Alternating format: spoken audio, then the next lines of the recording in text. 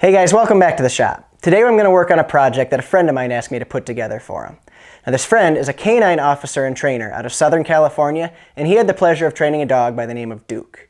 Now as he described it, Duke was a 1% kind of dog. He had traits that you just don't see every day. When he needed to be aggressive, his bite strength was off the charts, yet you could take him home and have him play with your kids at the end of the day. He was just that well-rounded. This is the kind of dog, he said, that the special forces would scoop up had they known about him. Now after training him, he paired Duke up with a fellow officer and friend of his, and the two of them did their job very well together. But unfortunately, Duke developed cancer at a young age and he passed away far too soon. So my friend asked me to put this plaque together to present to that other officer so that he could remember the partner that he had for too brief a time. Let's check it out.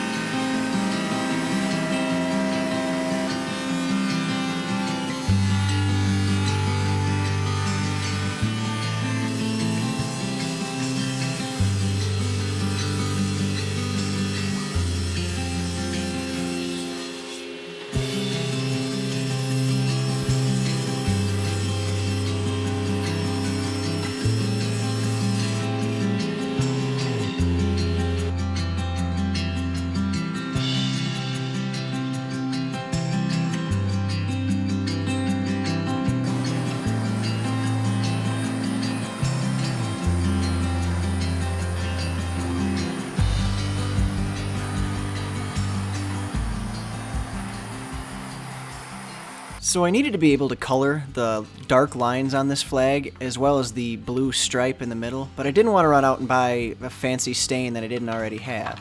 So I took some acetone and mixed in the dye that I use when casting resin with different colors and actually blended that together.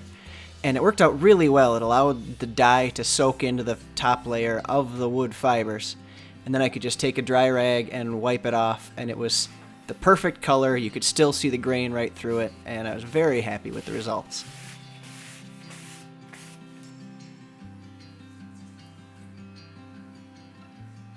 An added benefit that I hadn't planned on with this technique is just how fast it dried. You can actually watch as the acetone evaporates off the surface of the wood and just leaves you with a completely dry surface. There's no waiting for paint or stain to dry. It was just ready to go almost as fast as I could brush it on. At glue up time, since all the top surfaces were already colored the way I wanted them, I didn't want to have to deal with any glue squeeze out. So I ran a thin bead of glue along the bottom half of the edges of the woods and then spread the glue out. I didn't need a ton of glue because there's not really going to be any sort of structure to this thing. It just has to hold itself together. It doesn't have to support any weight. So this way I was able to avoid glue squeezing out the top.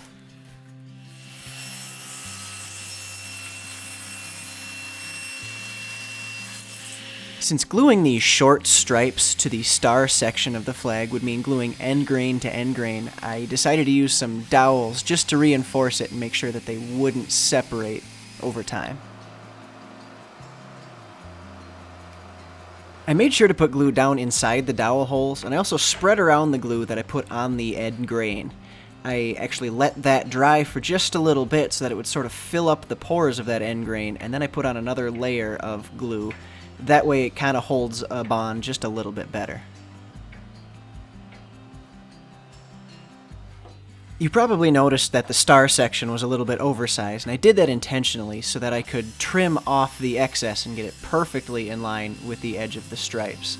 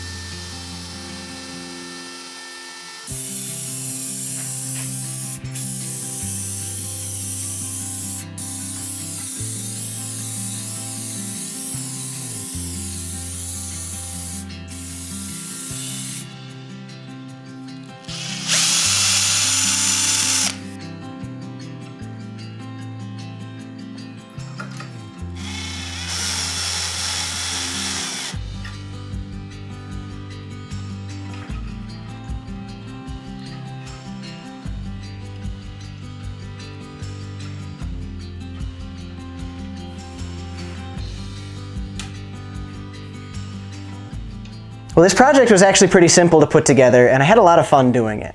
I feel very humbled that my friend asked me to be a part of it, and I hope you guys enjoyed watching it. We'll see you guys next time. Thanks.